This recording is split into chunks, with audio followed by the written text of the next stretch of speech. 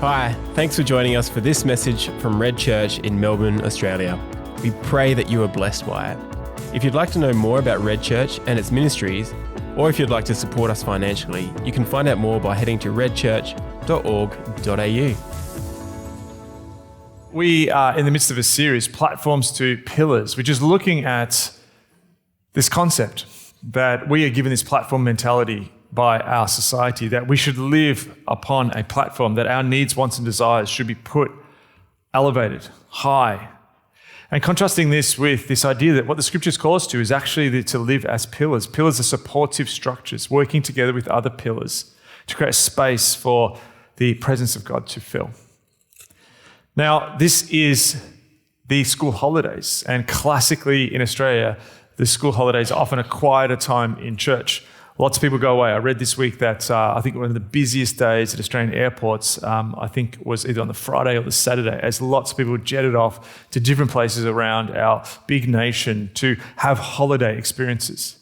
And often if you look at some of the advertisements that tourism ads and travel agents show, they often show someone who's having a kind of mountaintop experience.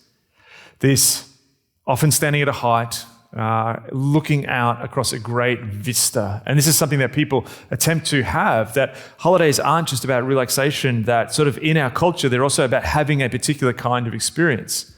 And very often that's looking down from a great height. Now, one would think that this concept of going to the top of a mountain and having a mountaintop experience would be something that humans have always done. Mountains are pretty darn old. Like, they're not new creations. They've been around for a long, long time. But one of the really interesting things is that most people throughout most cultures, throughout history, have not thought to climb to the top of mountains and to get a mountaintop experience. In fact, this is something quite new. The idea of mountain climbing is something very, very new. And you can see some of this sort of tension in Australia around Uluru, that when I was a boy, that people who went to Uluru simply just climbed it. But we've seen the change as the indigenous sort of custodians of Uluru have asked people to respect the rock. It's a different way of looking at the world. Instead of climbing it, it's a very different way of seeing what a mountaintop experience is. Now, Robert Macfarlane, who wrote a book about mountains and what they represent and why people have this desire to climb mountains, to have these mountaintop experiences, pointed back the emergence of this desire to climb mountains back to a particular piece of art that was produced in 1818 by the German Romanticist painter Caspar David Friedrich. We've got an example of it here. You may have seen this picture. It's called The Wanderer Above the Sea of Fog. A lone figure, hard to make out, stands atop a mountain. Beneath him is this great sea of cloud. He's alone. He seems reflective. There's a sense of achievement. He's gotten up there wearing some pretty fancy clothes. This is not like your, mountain climbing gear. He's got a proper coat on. He's got his walking stick, very sort of regal, aristocratic figure. And Macfarlane says this is the moment when this craze of climbing mountains possibly started. And after this, you saw this great movement. There's another really interesting book written that was actually after World War I, when a lot of men had this brush with death, and they wanted to have that experience again, that rush that came from being in almost a battle-like situation, that a number of people started to get this hunger to climb peaks. And so often we use this term, mountaintop experience, to describe not just the act of climbing to the top of a mountain, but a kind of transformative experience that we have at the top of a mountain. We use it for things which aren't about mountain climbing, where there seems to be a moment where we get perspective, a different viewpoint, and this is transformative. So this is often what is sold at times like this, when people decide to go on holidays in Australia. We sell them a mountaintop experience because it is believed to change something within us. Now, as part of this series about platforms to pillars, we've been walking through the book of Exodus, and we've been following the story of the people of God as they move out of the oppression and exploitation they're experiencing in Egypt, enter into the wilderness on their way to the promised land.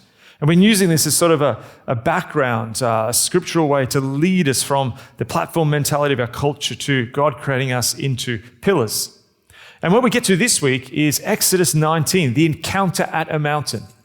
So mountains are a really important part of the story. And we're going to see that as we read from Exodus 19, we'll start at verse 1. Now, on the first day of the third month, after the Israelites left Egypt, on that very day, they came to the desert of Sinai. After they set out from Rephidim, they entered into the desert of Sinai, and Israel camped in the desert in front of the mountain. Then Moses went up to God, and the Lord called to him from the mountain and said, "This is what you are to say to the descendants of Jacob, and what you are to tell the people of Israel. You yourselves have seen what I did to Egypt, and how I carried you on eagle's wings and brought you to myself. Now, if you obey me fully and keep my covenant, then out of all nations you'll be my treasured possession. Although the whole earth is mine, you will be for me a kingdom of priests and a holy nation." A kingdom of priests and a holy nation. These are the words that you are to speak to the Israelites. So Moses went back and summoned the elders of the people and set before them all the words the Lord had commanded him to speak. The people all responded together, "We will do everything the Lord has said." So Moses brought their answer back to God. The Lord said to Moses, "I'm going to come to you in a dense cloud." Remember, if you were here last week, we talked about clouds descending, an image that the people of God encounter. When it happens, we're told that this is a time to watch out for something, new creation's about to break out. "I will come to you in a dense cloud, so that people will hear me speaking with you and will always put their trust in you." Then Moses told the Lord what the people had said, and the Lord said to Moses, "Go to the people and consecrate them today and tomorrow. Make them wash their clothes and be ready by the third day, because on that day the Lord will come down on Mount Sinai in the sight of all the people. Put limits for the people around the mountain and tell them, be careful that you do not approach the mountain or touch the foot of it." Now, to fully grasp what is going on in this story, we need to understand the significance biblically of mountains. Last week, we looked at some of the different symbols that are elements of the natural world that tell a bigger story in the scriptures, like trees, these kinds of ladders to heaven, given as images of a flourishing believer. We see in Psalm 1, in other places in the Bible, an image of the kingdom of God reaching up from the ground, deep roots, and then this sort of canopy at the top, like the glory cloud. So, something you may have never noticed when you've read the scriptures is that at the beginning of the book of Genesis, as it describes the world being made, it says in Genesis 2 verse 10 that there was a river watering the garden flowed from Eden. A river watering the garden flowed from Eden. From there it was separated into 4 headwaters. Now, one of the things that biblical scholars note that rivers tend to flow downhill. And if there was a river flowing out from Eden, this actually says that the biblical Garden of Eden was at a higher place. Eden was a kind of holy mountain of God, or just below a holy mountain of God. And this symbolism of mountains was true of all of the nations which surrounded the people of God. Mountains were really important. And in the scriptures, they're really important, and they play a slightly different role in the scriptures, as we will find out, to the surrounding nations. We encounter Mount Sinai in this story where Moses receives the 10 Commandments from God. When the ark lands on earth after the great flood, it lands where? In Turkey, to modern-day Turkey, in a place called Mount Ararat. When Abraham is asked to sacrifice his son Isaac, where Solomon built the first temple in Jerusalem, this is on a place called Mount Moriah. When Elijah challenges the prophets of Baal and fire comes down from heaven, where does this happen? This happens in Mount Carmel. When tragically Moses gets to see the promised land but never gets to go there, this account occurs on a mount called Nebo. When Jesus prays before his crucifixion and when he ascends into heaven after his resurrection, this happens where? On the Mount of Olives. The location for the transfiguration, where Jesus' appearance changed and he speaks with Moses and Elijah, happens at a place which people believe to be Mount Hermon. Mount Zion, mentioned all through the scriptures, represents Jerusalem and the heavenly dwelling place of God. Jesus gives his great teaching, his famous sermon, where, well, we call it the Sermon on the Mount because it happens on a mountain or a hill. And Jesus is crucified on a hill called Golgotha or Skull or Calvary just outside of Jerusalem. And the scriptures end with a mountain. In Revelation 21, verse 10, it says, "And he carried me away in the Spirit to a mountain great and high, and showed me the holy city, Jerusalem, coming down out of heaven from God." Mountains are a big part of the Bible. Why mountains? Well, mountains are important in the scriptures because they have proximity to heaven. Last week, we looked at the way that at the beginning of the scriptures, God created the earth and the heavens operate as this kind of divine blueprint, a place where God's will happens in fullness.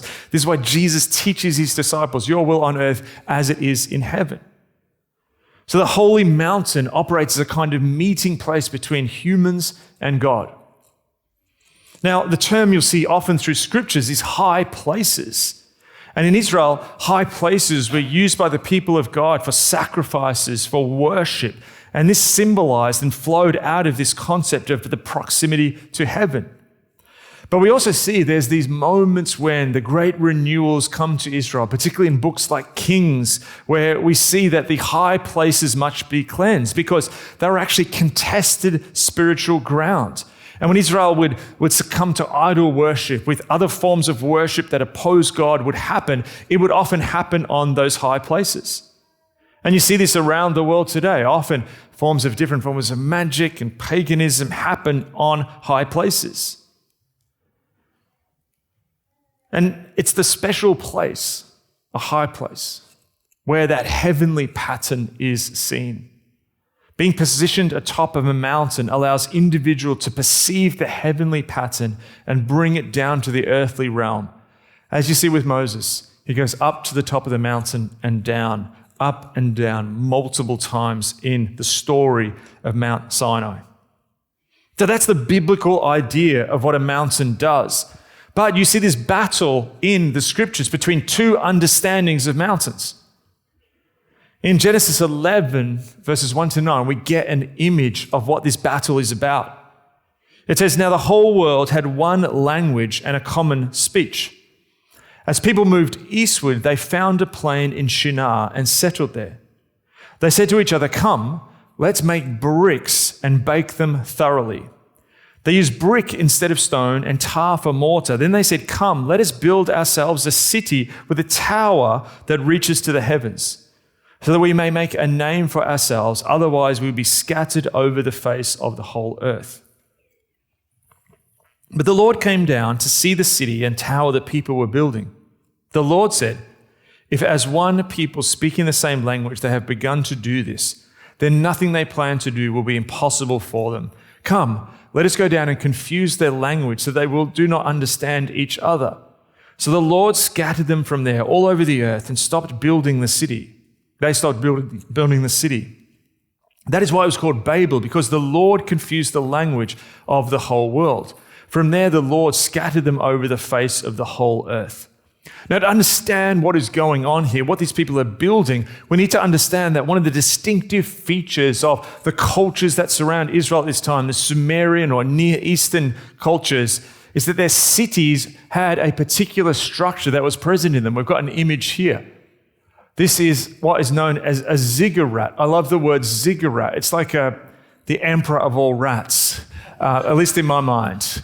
But what a ziggurat is a ziggurat is a multi-tiered pyramid. At the top of the pyramid, you can see in this illustration, there is a construction. It's a house. And this house was seen as the place where the gods would come and dwell and meet with the builders of the ziggurat. This is where negotiations happened. Things were offered because the gods were seen as actually angry. They would change their minds often, and they needed things from the people to ensure that the sun would come up, that babies would be born, and that the crops would flourish. So they offered sacrifices. The vision of humans in these cultures, where the humans were simply kinds of chattel or slaves for the gods to use to make the fertility of the universe continue to happen. And this was at the center of cities. Cities were cities, but they weren't secular cities as we understand them today. They were really big constructions that happened around these particular kinds of buildings, these temples. Now, what's interesting about a ziggurat, and how it, I think, has a really interesting insight for us in this series, is that architecturally, how you describe a ziggurat is that a ziggurat is a series of platforms built upon other platforms. We in this series have been exploring the different platforms in our society. The platform of the stage. Now with social media, we all feel like we're performing all the time. Others are watching us. We look to this concept of the podium that often at moments when we feel confused, we look to someone who has a message, an influencer. This raised platform that kings and queens in the past would be coronated on, called a dais, that in many ways, many of us today feel that our wants, our needs and desires should be platformed. And in a sense, we all act royally these days. The world in which we live may not look like a ziggurat, but the platform society in which we exist in, which shapes us, is really platforms built upon platforms. Now, one of the reasons that you see in this story of the Tower of Babel, you see this positioned against what we're going to learn about mountains, is that ever since Adam's sin had occurred, it was seen that the earth, in a sense, was tainted. This made it unsuitable to be a ladder to heaven. At the Tower of Babel, mankind attempts to construct a kind of structure that reaches to the heaven, but the movement is from the ground upwards. This is why God comes down, these two contrasting movements, humans in their own strength building upwards, trying to reach heaven, but God coming down from the heavens to thwart their efforts. Why? Well, James Jordan notes that the Tower of Babel, a ziggurat, and the pyramids of Egypt, the very place which the Israelites had found freedom from, were counterfeit holy mountains. Now, what does this look like in our day? What is at the top of our platforms built upon platforms? Let's return to the painting by Caspar David Friedrich. This image, in a sense, has become a little bit of a meme now. There's multiple readings of what the artist was trying to get at. I'm not going to go into all of them. But this has become a popular image today of the individual who has conquered chaos, society, who has reached a peak through their own endeavors, and having reached that peak, ascends to a kind of self-mastery, a kind of power that emerges from the individual. And I think at the top of our ziggurat is not an abode where we meet with some kind of pagan god.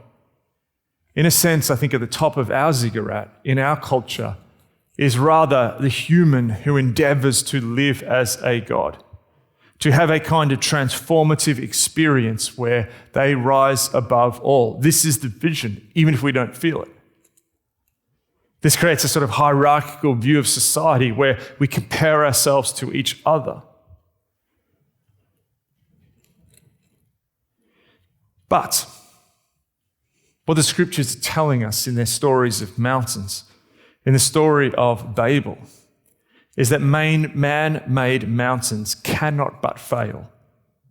God instead chooses another way, which reestablishes the divine order and brings brings order out of what chaos the humans have delivered.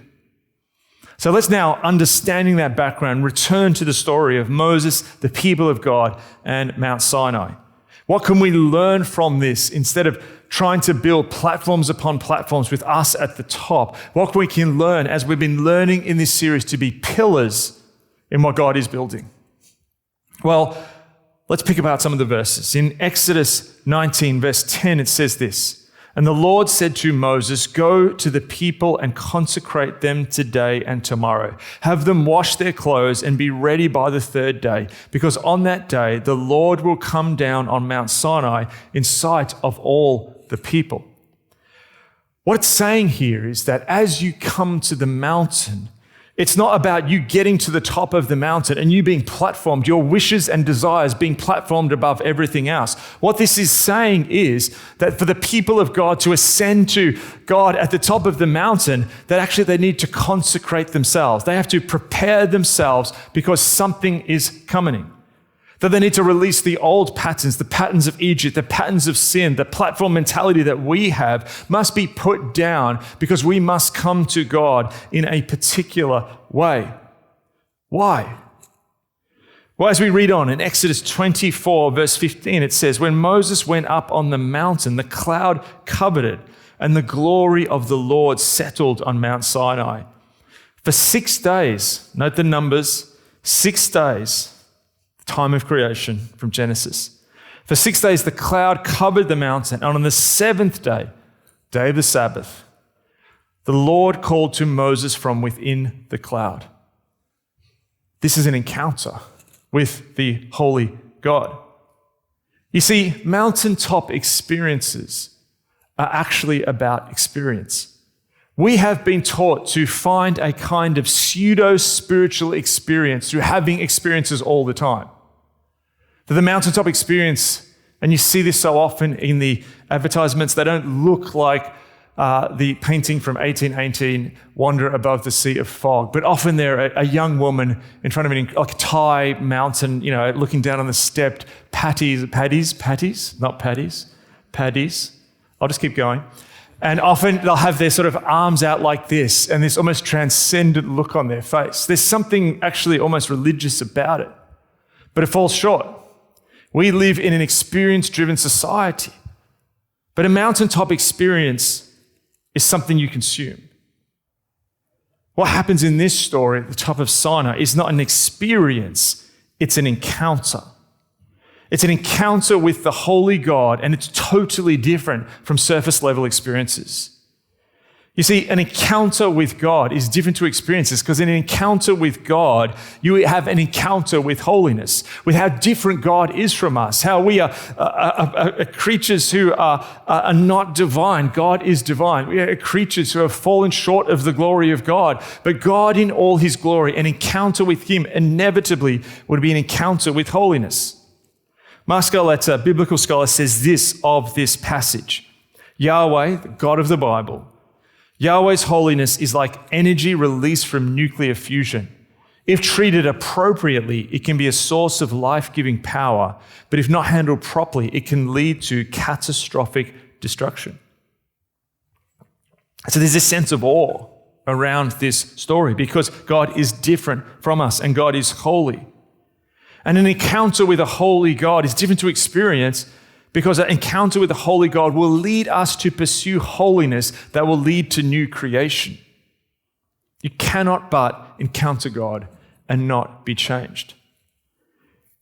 Exodus 24 verse 12 says this: "The Lord said to Moses, come up to me on the mountain and stay here, and I will give you the tablets of stone with the law and commandments I have written for their instructions." You see, encounter leads to intimacy. What is unique about this? It's not like the stories that you see from the Near Eastern cultures and Babylonian cultures and Sumerian cultures where people go up to that little house at the top of the ziggurat and sort of cower before a God that changes its mind, and they have to satiate because it's angry and ensure that the cycle of creation keeps going. This is actually a relational connection. Covenant and relationship are being built. So this encounter leads to intimacy. But because God is holy, this encounter and intimacy with God leads to obedience. They see the heavenly pattern. God gives Moses the heavenly pattern. It comes down in these tablets of stone. God is beginning to shape a people. And intimacy has to lead to the obedience of living this out. It leads to integration. Exodus 34:29 says this: when Moses came down from Mount Sinai with the two tablets of the covenant law in his hands, he was not aware that his face was radiant because he had spoken with the Lord.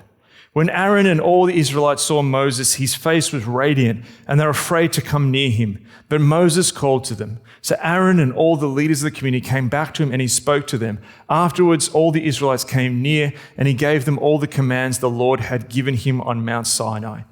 And if you read the story, sometimes it's almost hard to work out when Moses is up and when he is down.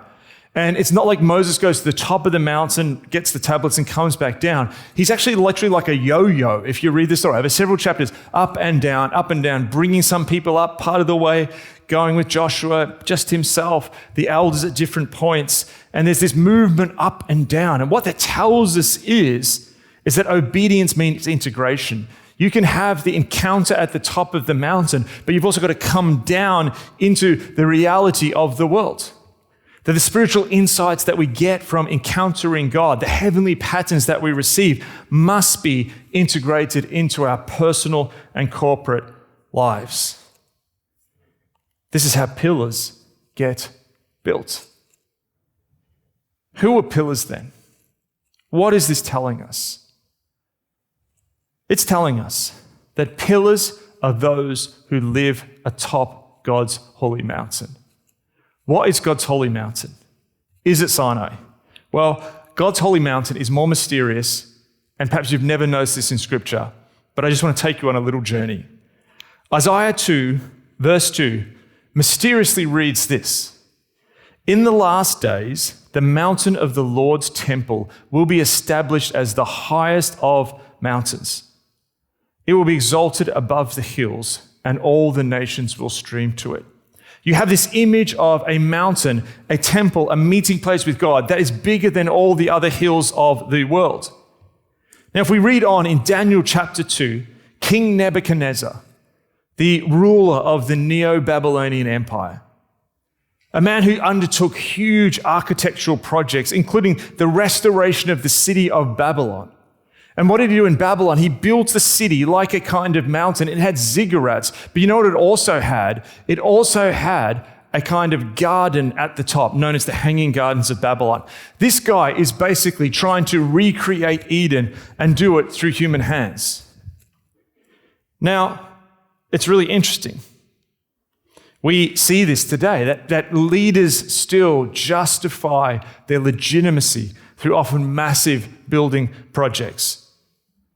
Interesting little fact, one of the great political legitimacy projects at the moment is being built in Saudi Arabia. You may have heard of the super futuristic city Neom, or you've seen perhaps the video on YouTube of it honestly seems bonkers. This city called The Line, which is like 500 meters wide, but it's this giant futuristic city. It's going to be run by AI. The Saudi Arabian government, under the Crown Prince Mohammed bin Salman, this young prince who's trying to establish his political legitimacy, not just in Saudi Arabia, but in the Islamic world and in the entire world, is building this gigantic city. They're promising it's going to be 30 times bigger than New York City. It's going to be the tech capital of the world. People will flood there, this new center. Really interesting. Two of the sites that people speculate where Sinai could have been, the sort of traditional site is sort of in the Egyptian Sinai Peninsula. That's literally just across a really short distance, just across a little body of water from where Neom is being built. In recent times, there's a new sort of school of thought in some biblical scholars that actually Sinai possibly was in Saudi Arabia.